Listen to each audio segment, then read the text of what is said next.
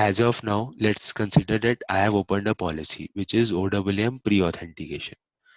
The moment you open a policy, you will see a summary tab, you will see rules, you will see trigger combination, and you will see group linking. These four things you will see with the policy.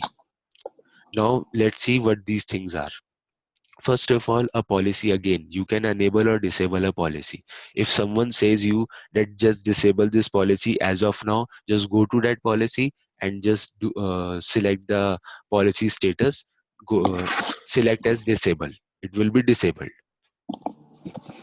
Now with that policy, you actually tell that this policy is applicable to which checkpoint. Now, what is a checkpoint? We should let's discuss what is a checkpoint. The moment you enter to OAAM flow, from a user point of view, I'm talking from a user point of view, a set of checkpoints are there for that user needs to pass. Like the moment user uh, try to access a resource, the user will be, let me,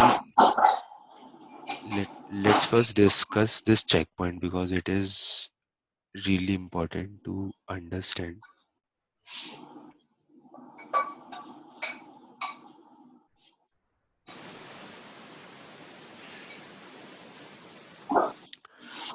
Now, this the basic authentication flow will clear what checkpoints are. When a user try to access a resource, a user will be thrown a page from OWM saying that enter your username. This is every time you will get if you are not logged in. Now the moment user provides its username, from here onwards, all the checkpoints will come in picture. What checkpoints will come in picture? See, very first thing, the very first checkpoint is device identification checkpoint. What this checkpoint will do, it will check from which device the user is coming in. And with that checkpoint, OWM will execute all the policies inside that checkpoint. If there is one policy, that will be executed. If there are a set of policies, that will be executed. But firstly, very first thing will be checked is device identification, that from which device the user is coming in. Fine. That checkpoint is clear. Just consider it as a barrier. You have a police check post. From that barrier, from first police check post to the end check post, you need to provide, you will be screened with various set of documents. So similarly with OWM, the same concept holds true. Very first thing will be checked is your device. That is done. Okay, move ahead. Now, the moment user has provided the username, and before entering the password, device identification is done, pre-authentication will be done.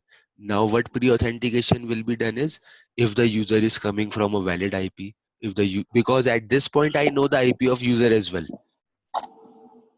So pre-authentication checkpoint will kick in picture. What this pre-authentication checkpoint will do, we will see in policies, but we should know that what checkpoints actually get triggered. Because if we know what kind of checkpoint will be triggered at what stage, you can actually apply a policy for that. This is the whole concept behind OWM, to know what checkpoint will be triggered at what point and what policy you need to have in that checkpoint. This is only you should know, so that you can configure your policy rules and conditions.